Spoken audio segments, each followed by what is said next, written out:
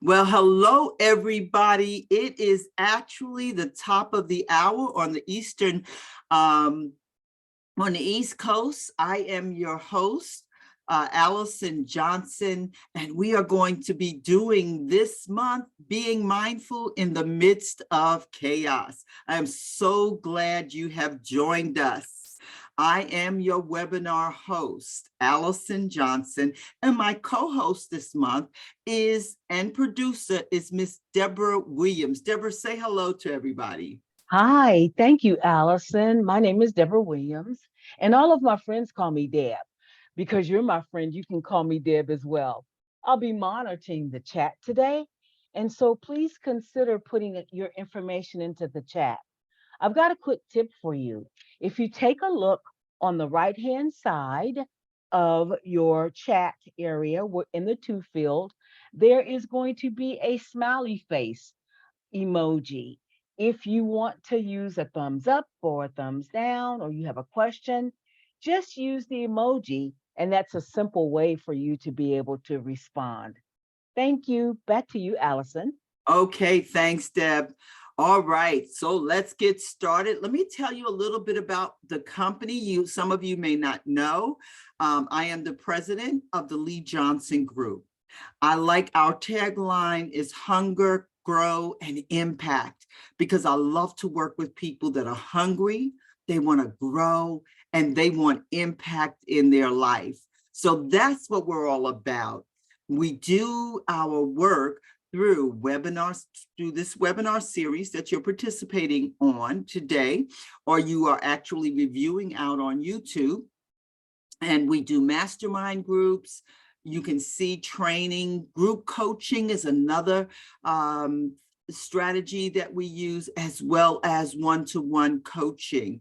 And I am so excited about getting into one-to-one coaching and transitioning the company in that area. So if you are in need of a coach, I want you to consider the Lee Johnson Group and me as your coach. Growing leaders and teams is what I love to do. And we want those individuals to be able to impact their humanity. And I can't tell you where your humanity is. It could be at your kitchen table, it could be on the job, or you may be called to something globally and doing global work.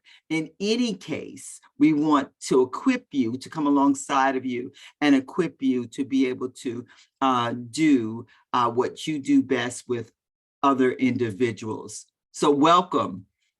So being mindful in the midst of chaos.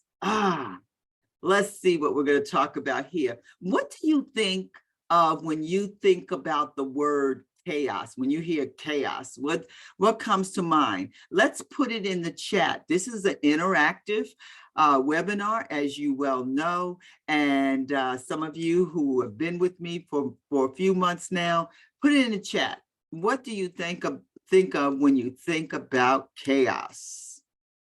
I know for me, I think about like a storm. That seems chaotic. It can seem chaotic when the wind is blowing and everything. What are you seeing in the chat, Deb? Well, right now, Allison, no one's weighing in on this question, and it could be because some people are just getting settled in. Okay. All right. So but it could be chaos. It could be disorganization. When we think about chaos, it means confusion, a lack of peace. That's what comes to my mind when I think of chaos. It's a lack of peace in some area or sphere of my life. This event is a place for you to consider new ways to handle that stress in a mentally healthy way. Okay, because chaos causes stress. And we want to talk about mindfulness as well as self-care. Now, notice that we have somebody's asking a question. And I'm wondering, do you see something, Deb? I do. An individual said lack of control. Yes, a lack of control. Okay, and we want to use the chat as opposed to the Q&A.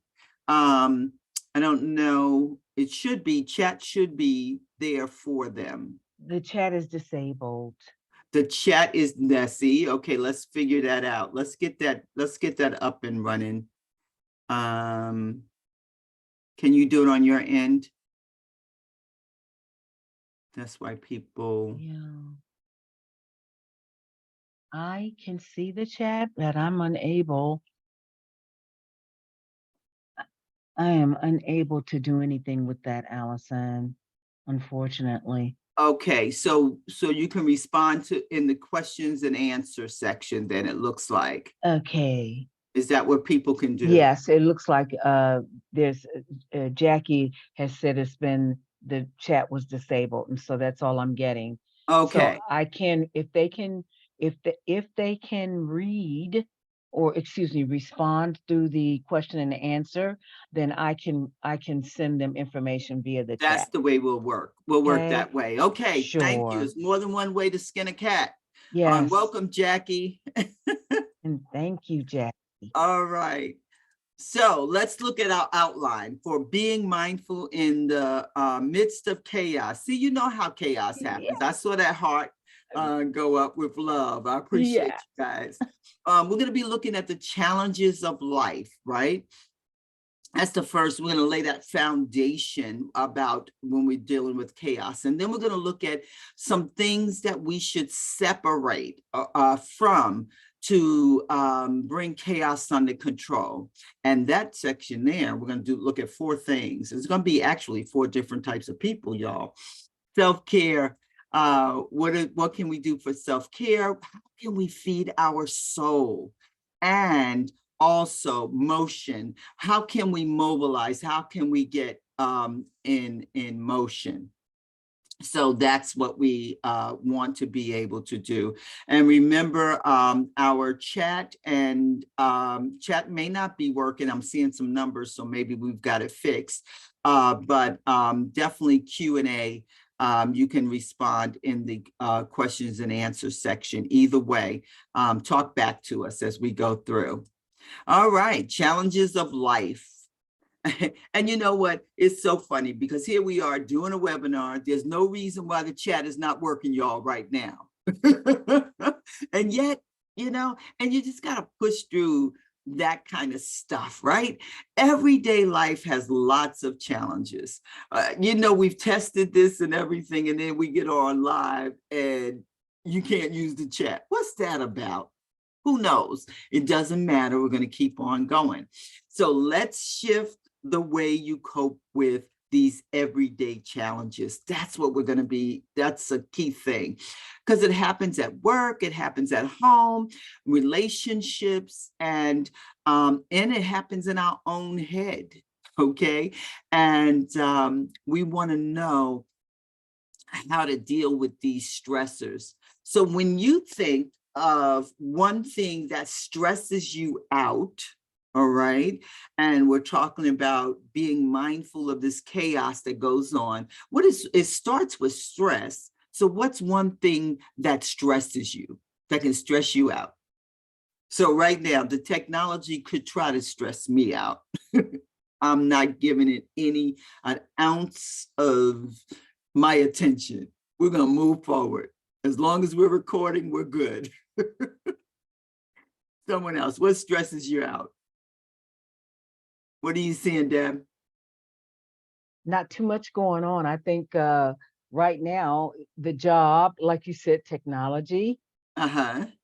Okay. All right. And I know finances is another thing that causes people to be stressed out. Those type of things can also, I have a list here of, because we're right on the holidays and, the schedules that we get when it comes to, when it actually comes to the holidays, we can overschedule ourselves because we're actually cramming 6 weeks of stuff in we have 6 weeks for the holidays, and we're trying to do 6 months of things in those 6 weeks. We have to go this place, that place. We're shopping, a lot and every other day, and then food shopping and people shopping for other folks. It can really be very, very stressful. And so we want to keep in mind those type of things that can occur during the holiday season. That's why I chose this particular topic.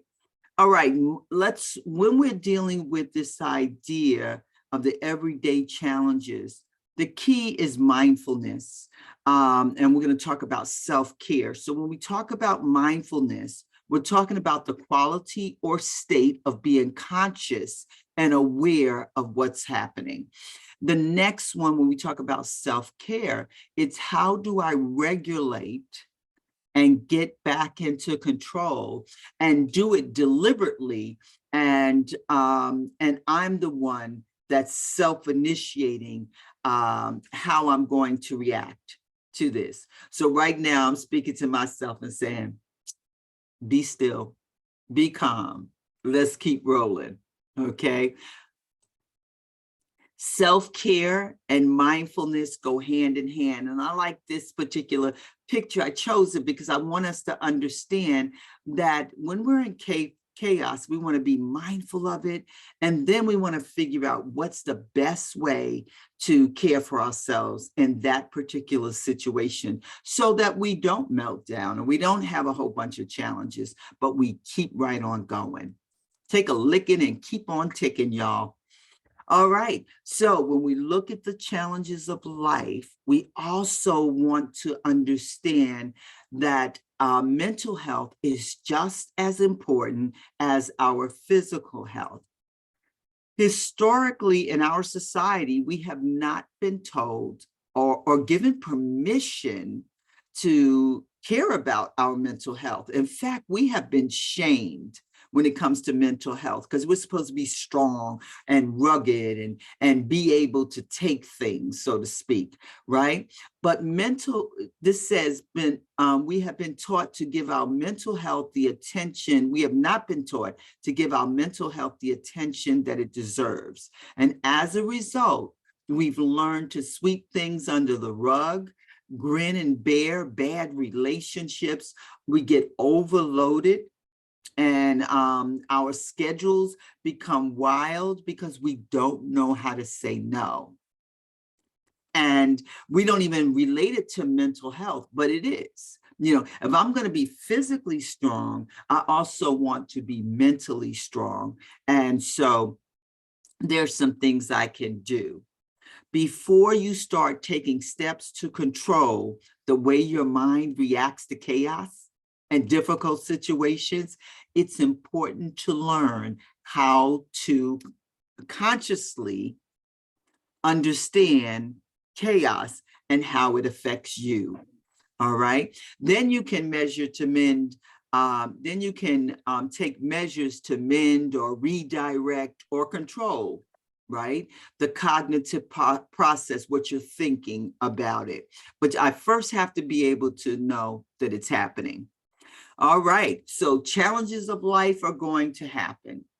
Work, relationships, family, drama, things, anything that we can't control or we feel like we somehow it's out of our hands in a way, and we want to, that will then create that chaotic situation for us. The next thing is to know that when we are in chaos, there are several ways it manifests itself. One of them is through people, okay?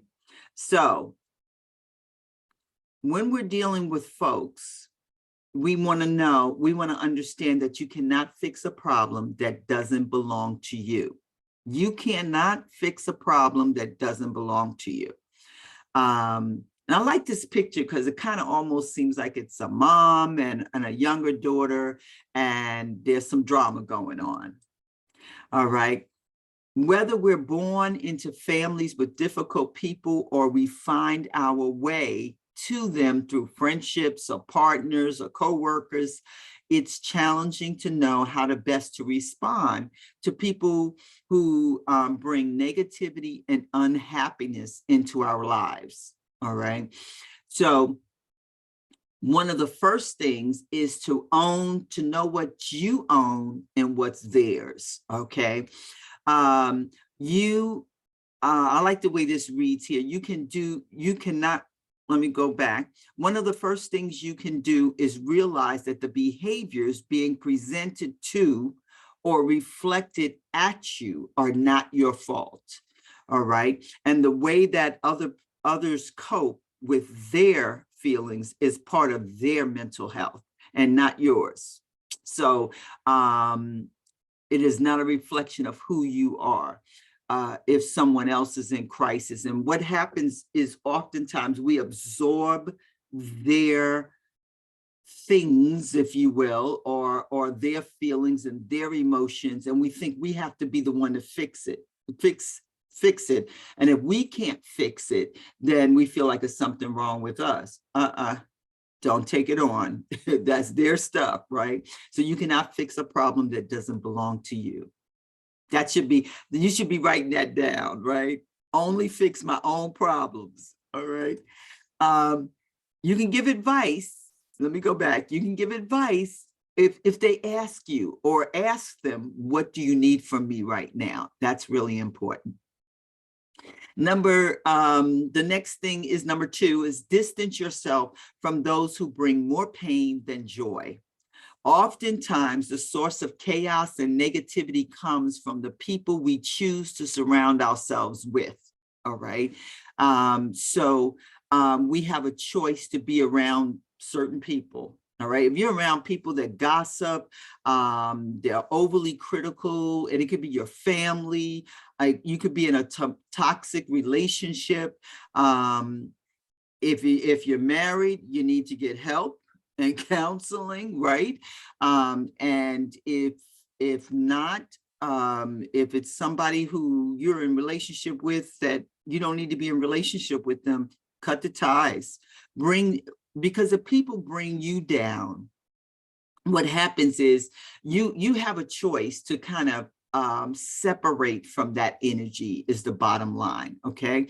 I like what Les Brown says, only positive people. I say this every single one of these sessions, OPP, only positive people. So keep that in mind. All right. Break up with friends who don't support you. And you're like, really? You're going to tell me to break up with my friends? They're not your friends. They're not your friends. And here's how you know. Not all friendships are meant to last forever. And that's fine. While you shouldn't casually discard friendships, you should grant yourself permission to move on. When that relationship, that friendship no longer supports you or nourishes you. If you find that you're exhausted and the idea of even hanging with that person, it's probably a sign that you should move on. Okay. I find I have people around me, and I got to say this gingerly, but I do have some people around me that I realize if I say it's black, they're going to tell me it's white. If I say it's yellow, they're going to tell me, it's blue. And it just seems like you're in a discussion and, they play that one-upsman. Like I may say, I'm going to make such a thing, and I'm going to add X, Y, and Z. And they'll say, oh, yeah, you always do that, or something like, and they do it in a way that makes you feel like, oh, you should have known that. Or, it's like they're the hero. They gotta take the hero spotlight. And when you're around people like that, they don't nourish you. They don't nourish you. So, and it's okay to kind of get some distance. I like these 3 types of friends that TD Jakes brings in, and you're gonna get this on your resource page. So, and if you could take a picture of it once I get it down, it's 3 things, and I'll leave them up there for a couple of extra seconds. The first group are confidants, right? These are the type of people that become your friend. These are the people that they're your like ride or die, is what we say in the current vernacular.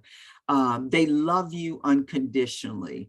They are with you and for the long haul, no matter how bad it is or how good it is, they're there for you.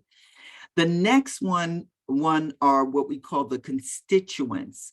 These are people that enter into your life for what you are for. They have their own agenda, but what you stand for kind of links with what they stand for, but they are not for you. They're not your ride and die people. They're not the people that love you unconditionally. You know, because they'll split in a minute. All right.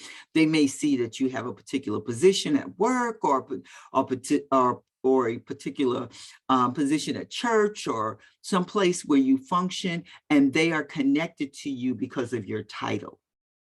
But it's not about you, because the minute you don't have that title, they're gone, or they find somebody who has a better title. All right. And then you have your comrades, right? These are the people, they're not for you either. Okay. They are against what you are against. And what happens with these people is they're like scaffolding. And the minute the cause goes away of what you both are for, these people you have fulfilled their purpose, and they leave, right? It says they come into your life to fulfill a purpose. And when the purpose is complete, the scaffolding is removed, right? That's what happens with a building. That's how these people are. So you want to know the difference. And it doesn't mean that it's, constituents are fine, comrades are fine, but just know the type of people that are in your life. And don't expect a comrade to be your confidant, because they will let you down every time. So hopefully that's kind of help. I like this insight there. Another one is take the space you need from toxic family members. And we're coming in on the holiday period, Thanksgiving and Christmas. And y'all know that some of us, maybe I'm the only one, to have some real special family members. Okay.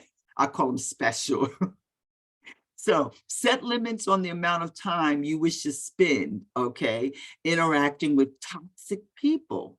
Okay, you don't have to spend a lot of time with them. Make sure to keep any conversation positive, pleasant, and focused on that person and not on their drama. Because what happens is they will take that drama and they'll turn it on you, right? By keeping the focus of conversations on them, you purposefully keep yourself safe from their unwanted drama. So how does this actually play out? Okay, so Auntie Chanel just moved into a new apartment, and she starts complaining about her neighbors, right? And then what she does, and you've already spent too much time with her already, because you know where this is getting ready to go. Because then she's going to say, well, you know, that person is just like you, because you didn't finish doing this, and they don't finish doing this. I noticed that they kind of nasty, and you know, you got some nasty streaks in you too. Y'all know it can get crazy, y'all. So keep it on the person, be pleasant. And when you need to make an exit strategy, and we're going to talk about that in a little bit more, it's okay to give space and not spend a whole lot of time with toxic family members. All right. So let's take a quick poll. I don't know what we have working. Hopefully the chat, I see some numbers in the chat, so maybe that's working now. You cannot fix a problem that doesn't, these are the ones, which ones do you need to separate from is the answer out of the 4. You cannot fix a problem that doesn't belong to you. Is that an issue for you? Distance yourself from those who bring more pain than joy. Break up with friendships who don't support you. That's mine, number 3. Okay. And then take the space you need from toxic family. And I never really break up with them as much as I just put, they're just distance works. Distance works. So Deb, are you seeing anything in the chat now? Or I I was Q&A Q&A. Nothing's coming through yet. We on need to either? get some responses, not from either side yet. This is interesting Yeah. because I can see the chat and I see 13 things on the chat. Now we've got someone that says you can't fix the problem. Okay. Okay. Uh-huh. All right. So Just they put your may be number, coming 1, 2, in. 3, or 4. Yeah. Okay. Number one. You see a 1? I Okay. see a one. Yes. Some numbers are coming through. Okay. A All right. three. Good. The key is that you can own it, that you can see which one, because these webinars are always about giving you strategies and information that will help you be a better you. All right, let's move on.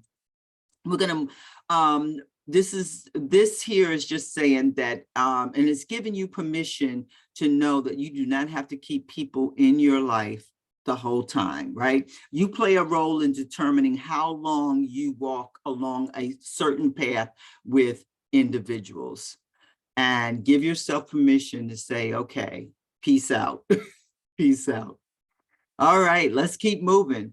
So now we're going to get into really actions. So we've dealt with the challenges of life. We've dealt with chaos, separation, and also self-care. Now let's take a look at what comes next. Learning to say no. Learning to say no. That's important. And we're going to look at, in this section, 3 things. And I love this, learning to say no, because you've heard me say it before, and I'll say it again. No really is a full sentence. No, period. In order to cut down on chaos, we want to make it a priority to keep our plates filled with the right amount of work that your mental health can handle. I'm not sure, I've never heard anybody say that to me. Do you have the right amount of work that your mental health?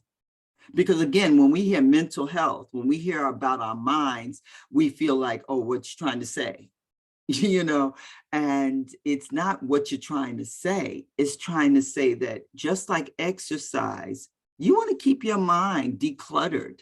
You want to keep it organized. You want to stay relatively in a tension of peacefulness, because you can work hard and still be at peace. You don't have to have a whole lot of drama. Many times this means learning how to say no. So remind yourself, if you're saying no, why are you saying no? Okay, that's important. The next thing is offer those reasons to the person if you feel comfortable doing so. All right. Sometimes you can tell a person, I'm saying no because, and you can give them. Always know that when you're saying no, you're actually saying yes to something else. You're saying yes to the right things on your plate, the right amount that needs to be on your plate. And you're also spending time doing things that don't drain your energy. That's why you want to say no. Because a lot of times, even everything that looks good is not good for you. And I'm going to stop and give us a moment to pause on that. Because everything it's a good idea. And I know a lot of you are involved in church, and there's this martyr syndrome in the church that says, well, if no one else does it, who's going to do it? I love what I learned from someone. They said, if no one volunteers, we must not need it. Full stop. Don't force yourself to do it, because then you're finding yourself doing something and you feel like a martyr. You're struggling. All right, number 2, this one is about bowing out gracefully, how to exit social situations that are stressing you out.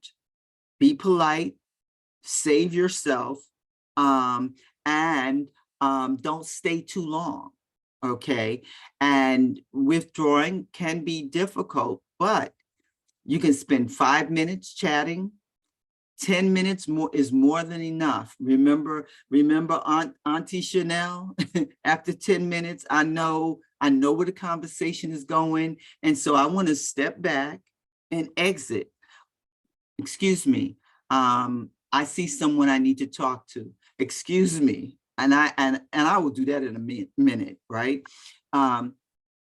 If you feel that you're in some type of danger, like you're at work or something like that, and people are saying inappropriate things, they're misogynistic or racist, or you know that this person is just not a good person to be around, you don't have to, obscene language, you don't have to listen to that.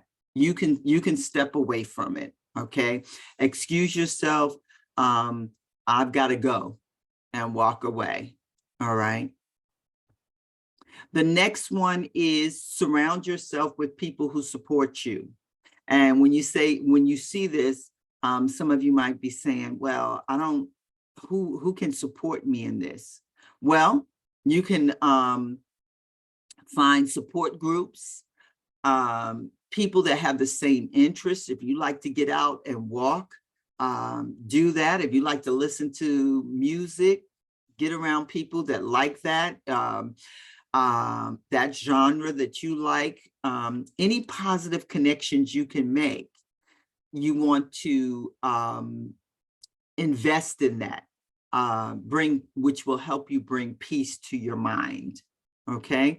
So surround yourself with people who support you, and it's okay to have those kind of people. A lot of times we support everybody else, but there's nobody supporting us. That's not healthy. Okay. So here's our poll on those three. Which self-care needs more work? Learning to say no, bowing out gracefully, surround yourself with people who support you. So which one would be yours? I see the chat numbers going up, Deb. What are you seeing? Number 3. Number 3, Yeah. surrounding yourself with people. Yes. That's Number 1. Okay. Yes. Learning to say no. I'm getting better. I'm getting so much better at that, learning to say no. I love when I learned that no is a complete sentence, and no, if I'm saying no to one thing, I'm saying yes to something else. So love that. All right.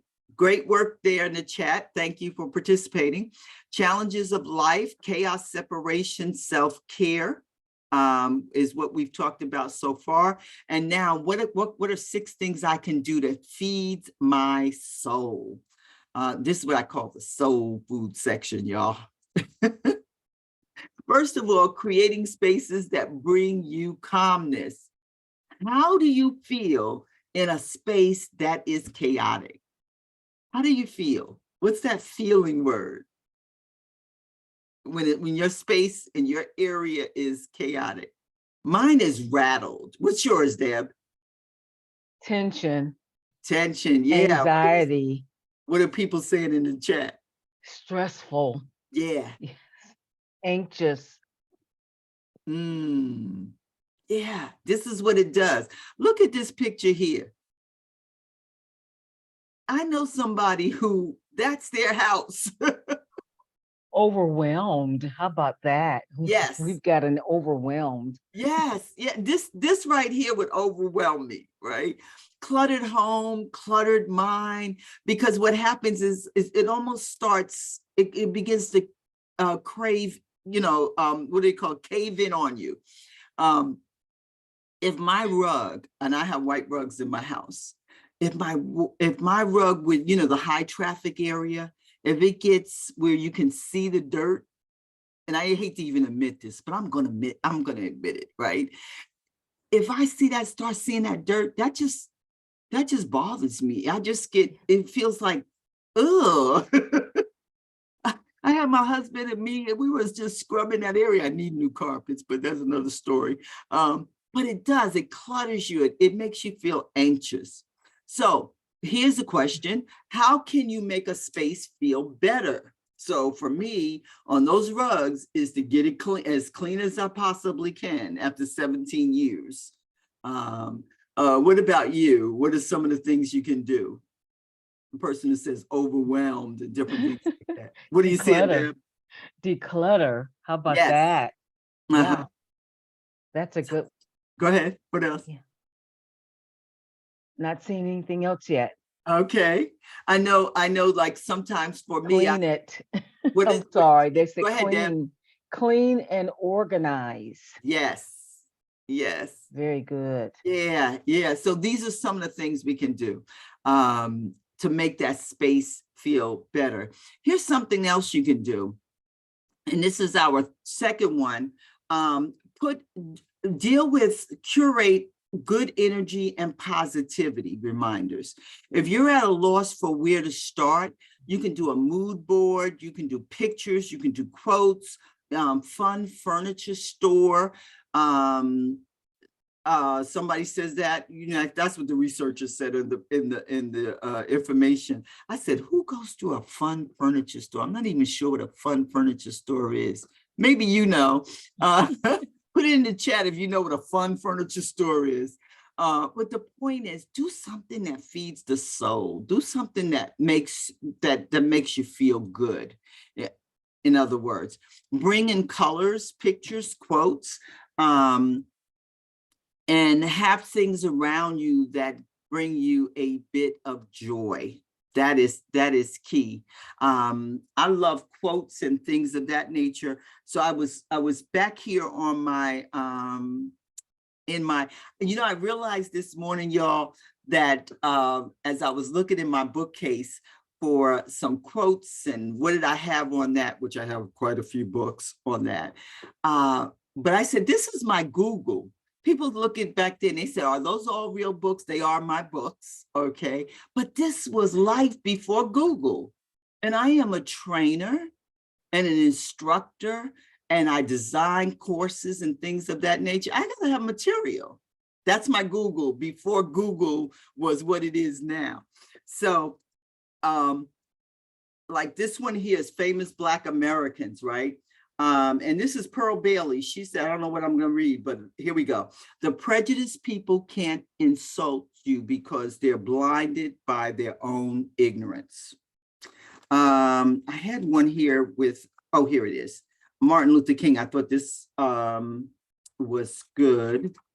It says, war is a poor chisel to carve out tomorrow. War is a poor chisel to carve out tomorrow. And that was Martin Luther King.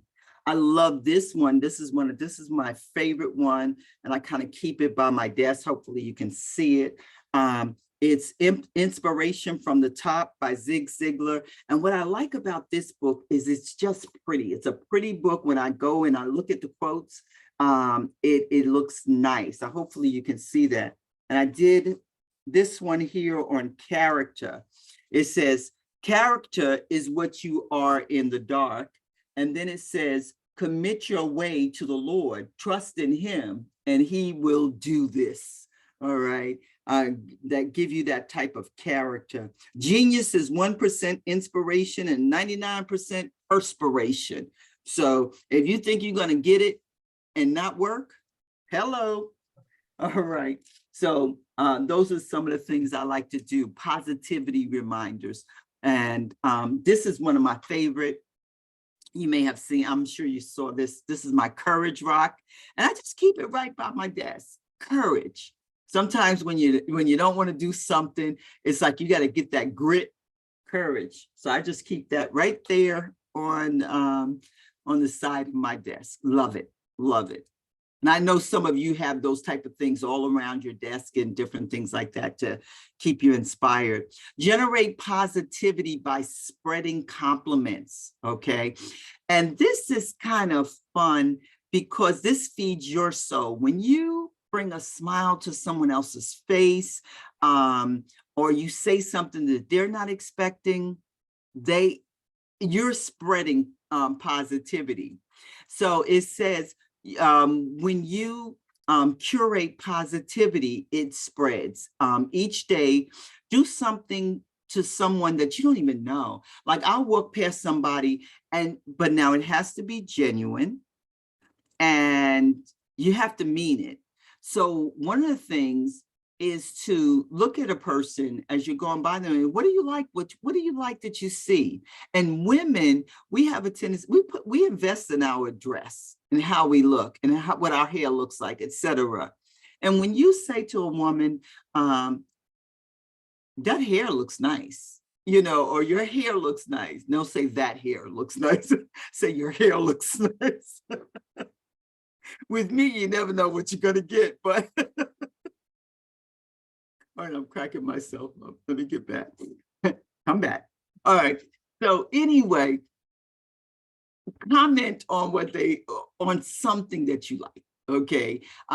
Like if it's a guy, I might say, is that the right team? Or oftentimes when I see military, because I'm retired Army, and if I see somebody with the Army hat on or something, like I say that's the right service, and you see them like kind of sit up and take notice that you notice them.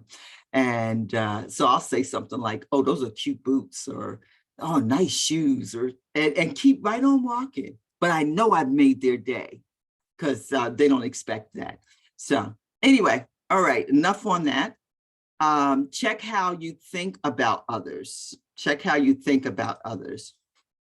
Number 4, do you find that you're being judgmental?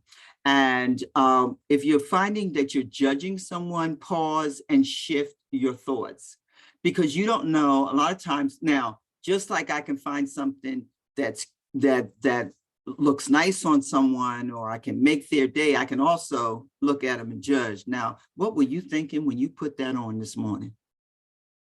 And I have to pull myself back, right? Because like, you don't know their situation. You don't know their circumstances. You don't know their history. Okay. And so get off your judgment. I also want to talk about styles and understanding styles, because if you look at this photo here, you notice that the person in the front and the person in the back probably have 2 different personalities. The person in the front probably would never do this, yes, right? And she appears to be very annoyed with the person behind her. And I just want to very quickly just show you the disc styles. Some of you may have heard of this, and I'm going to just put it up here.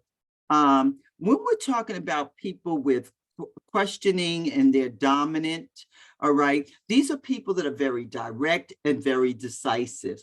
The person in the red can actually really annoy that dominance person.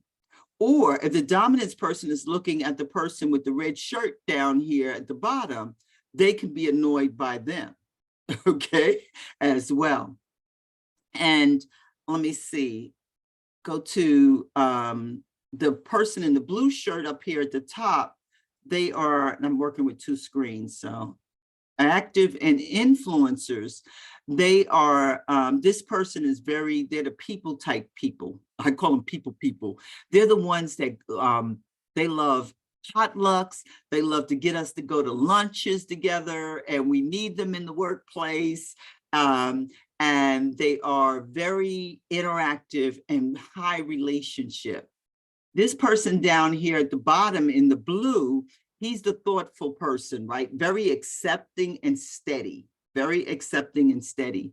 And then this person here that's questioning and thoughtful, this is the conscientious person. That's the analytical person. Now, if you can kind of think through this, that dominance person is going to judge the analytical person, because it's like, it doesn't take all of that. Let's get it done. Let's get it done. Okay. And the influencer person could drive that person wild. All right. Too much energy and relationship. Just get your job done. And then this person who's the natural listener, very methodical. They are the person, the steadiness guy in the red shirt. He's the one that can actually, he's a great listener. Most of those people, they are accepting, they're thoughtful, and they're really great listeners. But they also know if you move the stapler off their desk. all of these different, all of us fall somewhere on this scale. And it's most natural for us. It's how we interact. And it's nothing right, it's nothing wrong. It's a matter of knowing it so that we can get off of our judgments and understand that really it's a different personality style, a behavioral style. All right. Number 5, we have 2 more on this area. We are our own worst critics, okay? Look at this. We bully ourselves.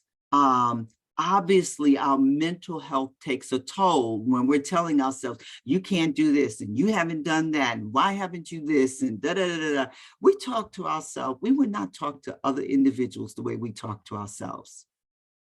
So check in with how you speak about yourself. That is so important. Right now in the chat, I want you to say something nice about yourself. What is it about you? Next time you look in the mirror, stop and list out a few things you're grateful for about you. So put one thing in the chat that you are grateful for about yourself. One thing. And I'm glad I get to help people. For me, that's one thing I'm grateful for. The compassion That's that great. has been instilled in me. What are you saying, Deb? That I'm a good listener. Mm,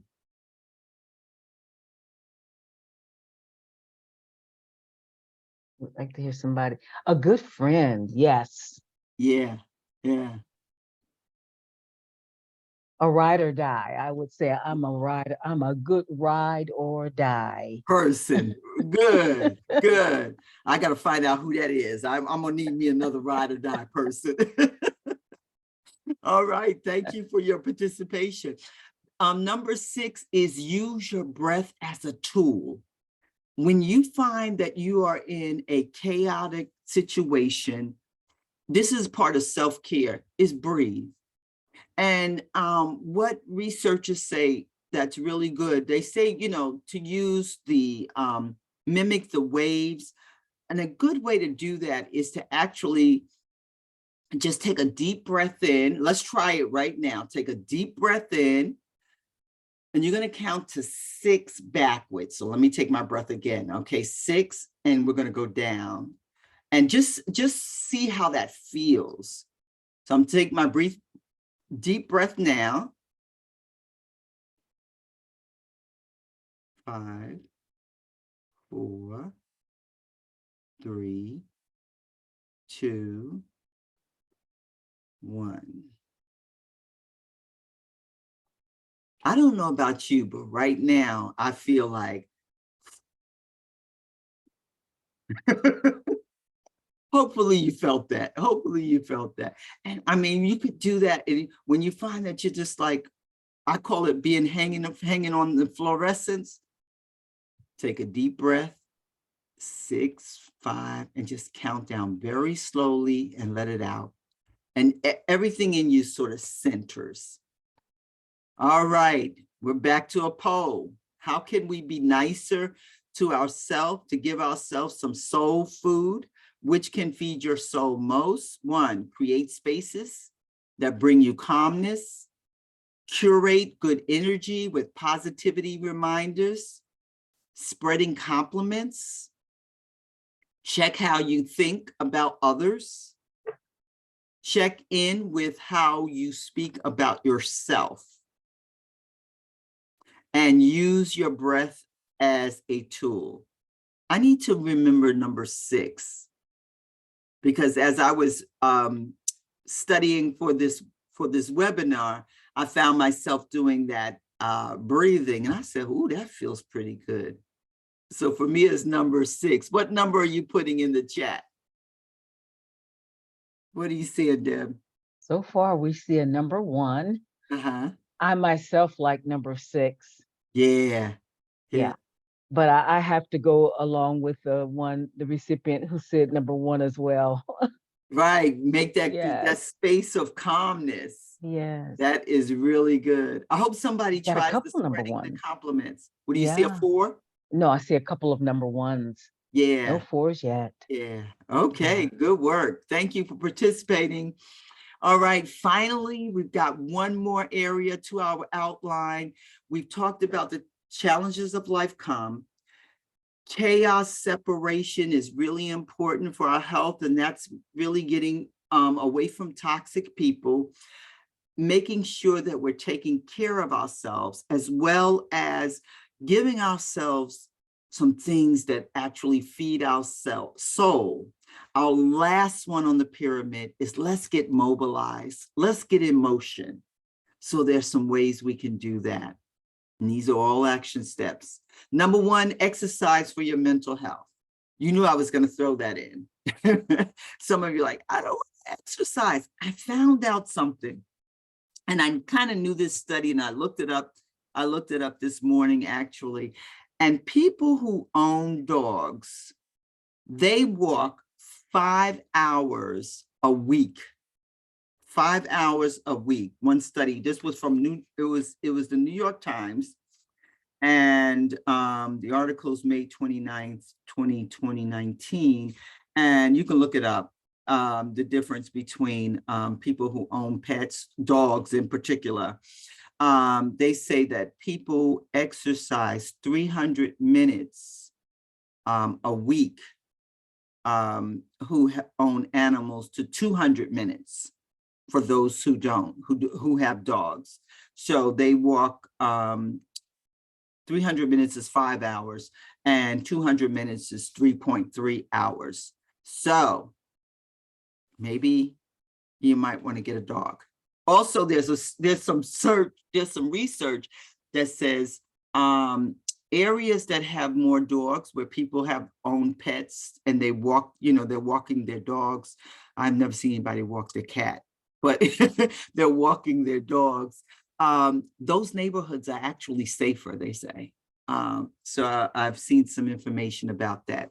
But exercise, whatever it is that you do, get the body moving.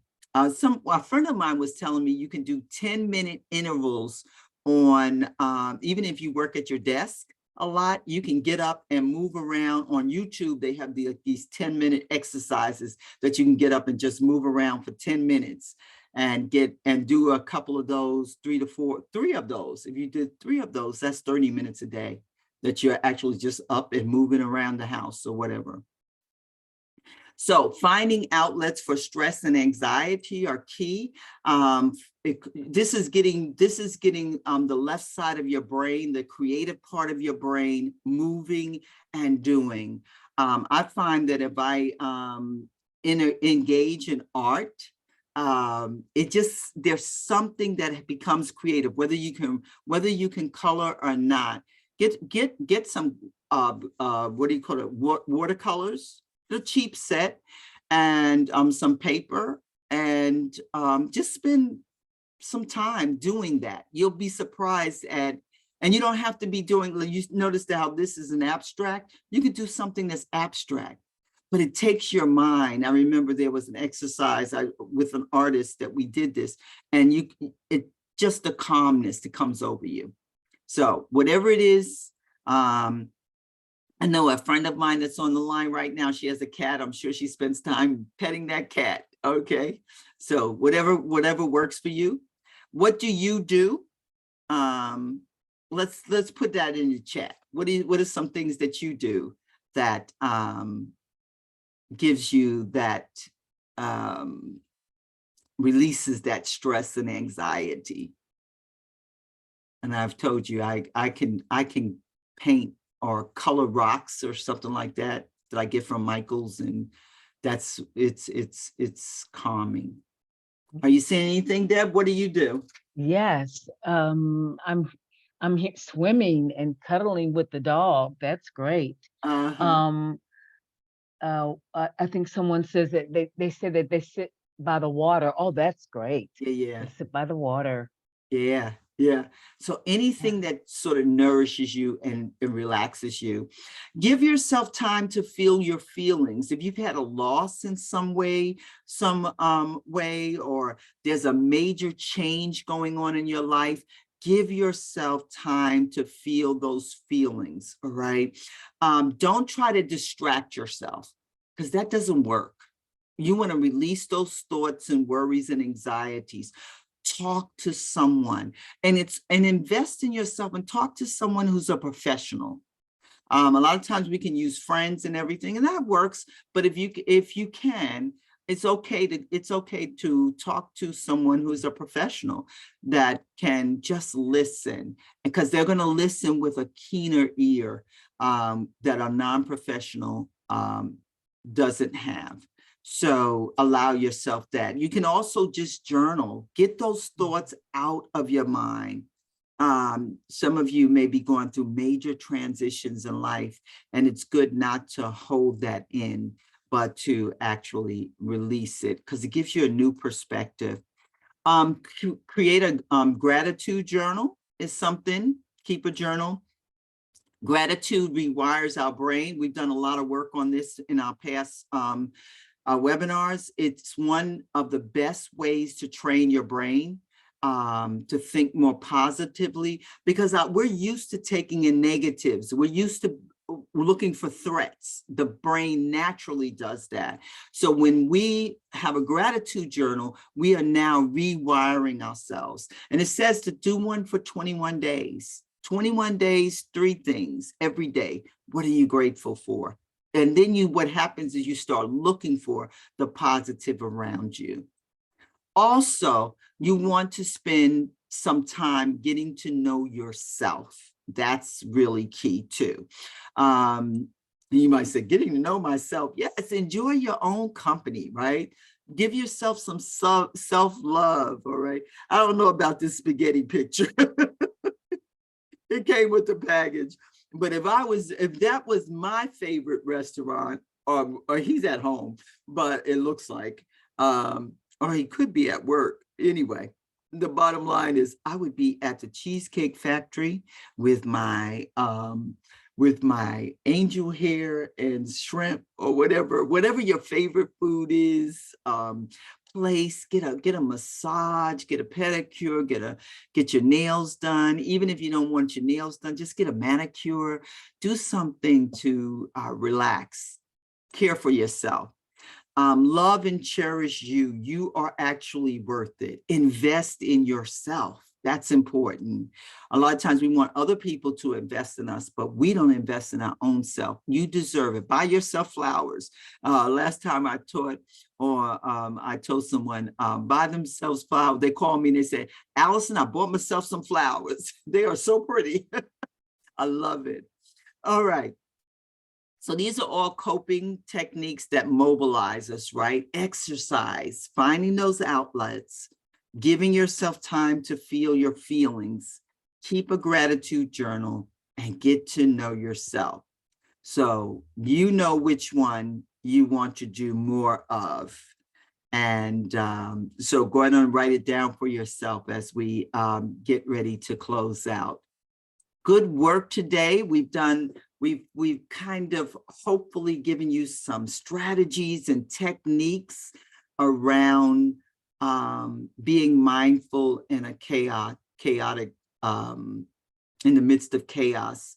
And I'm thinking, because we are getting into that chaotic season at the end of the year, and it's a time of assessing what you've done.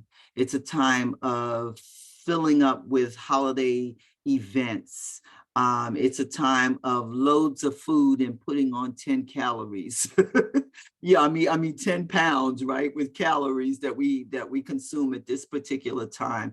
Hopefully there's some strategies there that will be more helpful for you as you go through this season.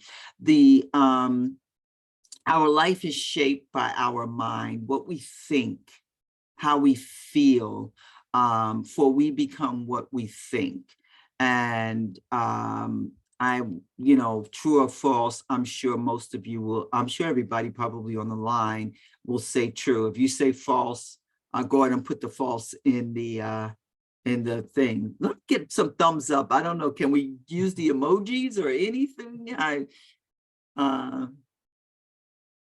so yeah, I see some Yeah. thumbs up. Yeah. Thank you. All right.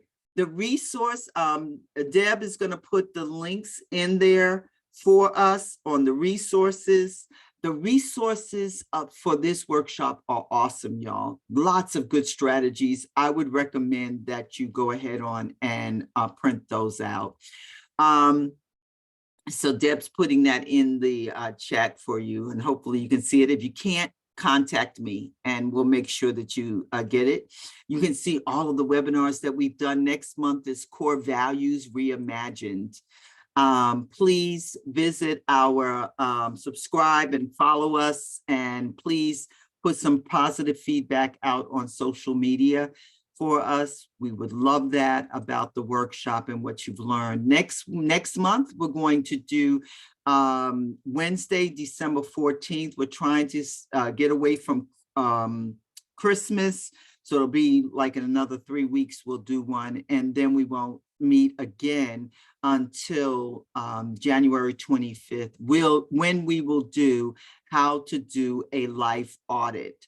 So have a wonderful Thanksgiving. I am so glad you joined us. If you have questions, go ahead on and email me, text me. Most of you probably have my telephone number. Contact me and we can talk more. Deborah, thank you for hanging out with us this month. And we appreciate you in the co-host position as the producer.